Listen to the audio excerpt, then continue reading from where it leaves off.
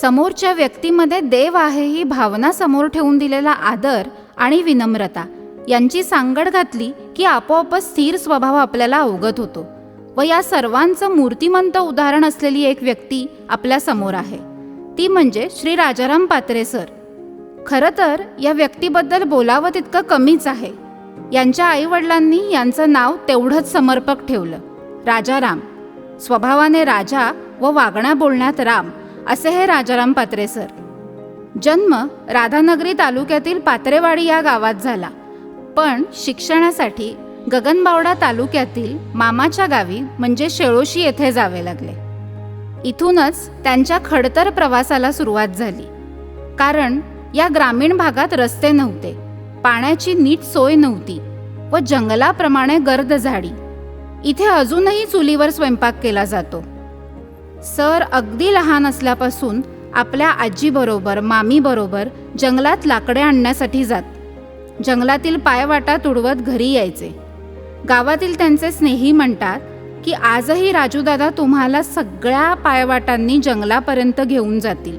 अतिशय प्रामाणिक शांत स्वभाव, नेहमी सगळ्यांना समजून घेणे, कोणत्याही कष्टाला व आव्हानांना न घाबरणे हे त्यांचे स्ट्रॉंग पॉईंट आहेत.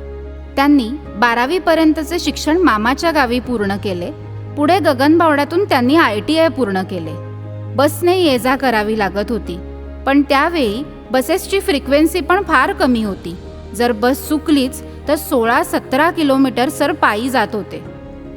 पुढे सर कामानिमित्त पुण्याला गेले. त्यांचं लग्न झालं आणि सहचारणीसोबत त्यांचा पुढील प्रवास सुरू झाला. अशातच जुळ्या मुलींची जबाबदारी या बाबांनी अगदी अलगद उचलली. त्यांनी स्वतःची कंपनी म्हणजे स्वतःचा व्यवसाय सुरू केला. यात त्यांचा चढता आलेख हा खरोखरच उल्लेखनीय आहे. पण त्यातही श्रेय देताना ते नेहमी सॅटर्डे क्लब व आपल्या जवळच्या लोकांना विसरत नाहीत. सरांचे सामाजिक कार्य विशेष उल्लेखनीय आहे.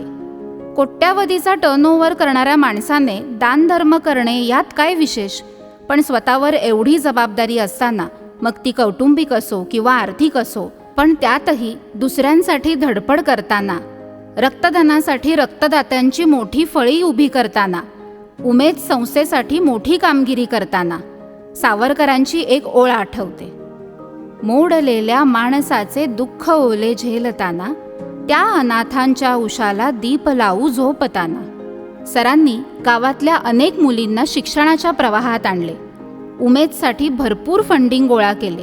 खऱ्या अर्थाने तेथील मुलांचे ते पालक झाले. 2019च्या पुरामध्ये सरांनी जनावराच्या छावणीत चारा पोहोचवला. माणूस मागून तरी खाईल, पण मुक्या जनावरांचा प्रश्न या राजा माणसाने ओळखला. पुरादरम्यान आजारी माणसांची ने-आण करणे, त्यांना धान्य पुरवणे ही कामंसुद्धा सरांनी तितक्याच निष्ठेने केली. प्रसिद्धीसाठी कधीच काही केले नाही.